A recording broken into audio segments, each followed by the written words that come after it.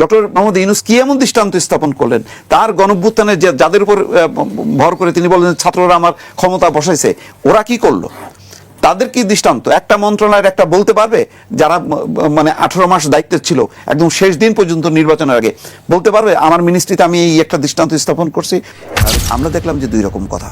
এর প্রেক্ষিতে আবার ওসমান হাদির ভাই আবার যে প্রতিক্রিয়া দিচ্ছেন তাতে তো দেখা যাচ্ছে যে মানে জামাত বিএনপি কেউ থাকে না, উপদেষ্টাদেরকে জড়াচ্ছেন, জামাতের আমিরের পিএস এর কথা বলছেন, বিএনপিটাও কোনো কোনো এমপির কথা বলছেন, সব মিলায় একটা জট পাকায় আছে। কিন্তু এখন এই জটগুলো ইচ্ছাকৃতভাবে পাকানো হচ্ছে নাকি এটা আমি বুঝতে পারছি না। একটা জিনিস খেয়াল করেন, ওসমান হাদির শুরু থেকে আমার একটা জিনিস, এই যে ভারতবর্ষ বা মাফ করবেন ভারত স্বরাষ্ট্রমন্ত্রী মমতাকে বললেন ভারত কেন টার্গেট করবে ওসমান হাদিকে।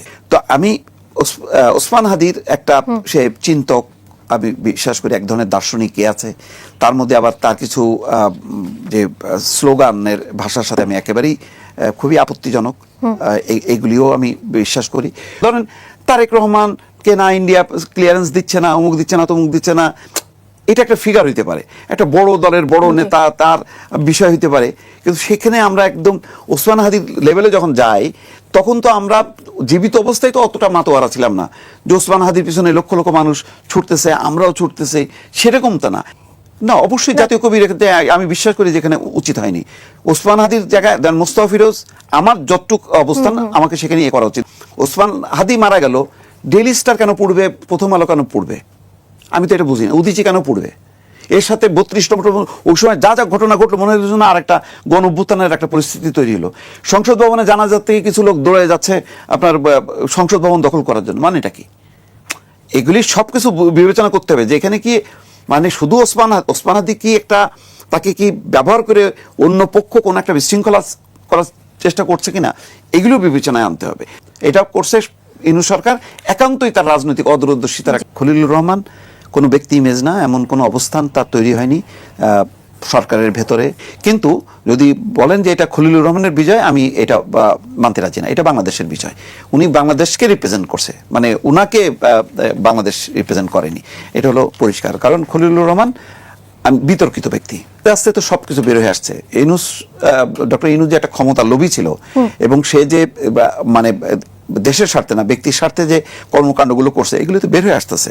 নতুবা একটা নির্বাচন আছে 3 দিন পরে, এইরকম কি এমন ছিল যে তাকে এই চুক্তিটা করতে হলো? এটা ইজিলি 3 দিন আগে ইজিলি বলতে পারতো যে এই নির্বাচন আছে, নির্বাচনের পরে নির্বাচিত সরকার এটা করবে। তখন সরকারের পক্ষে ছিল পুরো বাণিজ্য চুক্তিটা পার্লামেন্টে নিয়ে আসা, তারপরে আলাপ আলোচনার মধ্য দিয়ে সিদ্ধান্ত নিয়ে এটা স্কেপ করার যথেষ্ট সুযোগ ছিল। কিন্তু আর কিছুদিন থাকলে দেখতেন এই যে চট্টগ্রাম বন্দর, ওই চট্টগ্রাম বন্দরও দিয়ে দিত ওই যে ডিপি ওয়ার্ল্ড নাকি একটা প্রতিষ্ঠানের কাছে। এইভাবে তো নানা রকম ভাবে তার যে এজেন্ডা, এখন তো আগে আমাদের কাছে যে ধরনের একটা মহান ব্যক্তি হিসেবে ছিল মানে গণঅভ্যুত্থানের পর, আস্তে আস্তে তো তার চরিত্রটা উন্মোচন হয়েছে। এবং এটা আমাদের দুর্ভাগ্যজনক, অনেকে বলছেন না যে উনাকে শেখ হাসিনা ঠিকই চিনেছেন, এইটা বলার পরে কিন্তু আমরা এটাকে খুব জোরে সোরে প্রতিবাদও করতে পারতেছি না, এমন একটা অবস্থা। তার পক্ষে কথা বলার মতন মিডিয়াতে আপনি একটা লোকও পাবেন না, হয়তো মনে মনে সমর্থন করে চুপ থাকে, কিন্তু কেউ প্রকাশ্যে তার পক্ষে মানে দরাজ গলায় কেউ কথা বলতে পারে না। তো এইরকম একটা অবস্থায় নিয়ে গেছে। সর্বশেষ সাইডটা আমি কিভাবে বিদায় নিলাম, এটা হচ্ছে খুব ইম্পর্টেন্ট। তো ওনাদের বিদায়টা ভালো না হয়নি, যেমন ডক্টর ইউনূসের বিদায়টাও ভালো হয়নি। মানে আমাদের গণঅভ্যুত্থানের যারা নেতা বলে নিজেদেরকে দাবি করেন তারা আসলে ফেল করছে। আপনি আরেকটা কথা উল্লেখ করেননি, এই হান্নান মাসুদ কিন্তু ধানমন্ডি থানায় একজন চাঁদাবাজ যাকে পুলিশ ধরছে তাকে ছাড়াই নিয়ে আসছে, সেই অভিযোগগুলো আছে।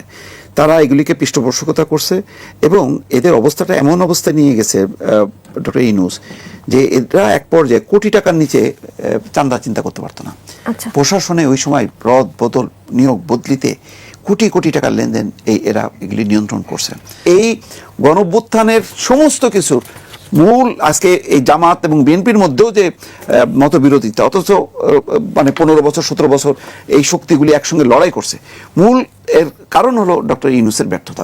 কিন্তু ভাই রে ভাই, এই যে ক্ষমে বসলো এরপরে সে 5 বছর 10 বছর 50 বছর চিন্তা করা শুরু করে দিল। আজারবাইজানে নিয়ে গেছে 98 জনকে সফরসঙ্গী করে। আজারবাইজান চিন্তা করেন, আজারবাইজানেরও একটা রাষ্ট্র, তারও হয়তো গুরুত্ব আছে।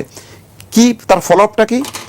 উনি যে সফর করলেন 98 জন নিয়ে গেলেন, কোটি কোটি টাকা খরচ করলেন, তার আজারবাইজানের সাথে বাংলাদেশের কি হলো, লাভ হলো?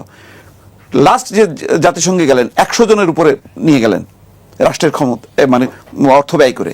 তিনি যে হোটেলে থাকছেন লন্ডনে, লাস্ট যে লন্ডন সফর করলেন, সেই লন্ডন সফরে প্রতি এতে আসছে প্রায় কত 10 লাখ বা 20 লাখ প্রতি রাতের ভাড়া আসছে। 7 দিনে এরকম ছিলেন। তো এই ধরনের মানে কোনো, বললাম তো আপনি কোনো মিত ব্যয়িতার কোনো এনে গ্রামীণ চেক করতেছে উপর দিয়ে আর ভিতর দিয়ে একদম শেষ করে দিচ্ছে। ডক্টর মোহাম্মদ ইউনূস কি এমন দৃষ্টান্ত স্থাপন করলেন, তার গণঅভ্যুত্থানের যাদের উপর ভর করে তিনি বললেন ছাত্ররা আমার ক্ষমতা বসাইছে, ওরা কি করলো? তাদের কি দৃষ্টান্ত? একটা মন্ত্রণালয়ের একটা বলতে পারবে যারা মানে 18 মাস দায়িত্বে ছিল, একদম শেষ দিন পর্যন্ত নির্বাচনের আগে বলতে পারবে আমার মিনিস্ট্রিতে আমি এই একটা দৃষ্টান্ত স্থাপন করছি, অমুক একটা করছি? কিচ্ছু করেনি। আসার সাথে সাথে ওই যেই সমস্ত কারাপ্ট আমলা আছে তাদের সাথে মিলেমিশে আর কি আছে আর মানে কি বাকি আছে সেইগুলি মানে উচ্ছিষ্ট খাবার জন্য তারা ভাগাভাগিতে ব্যস্ত ছিল।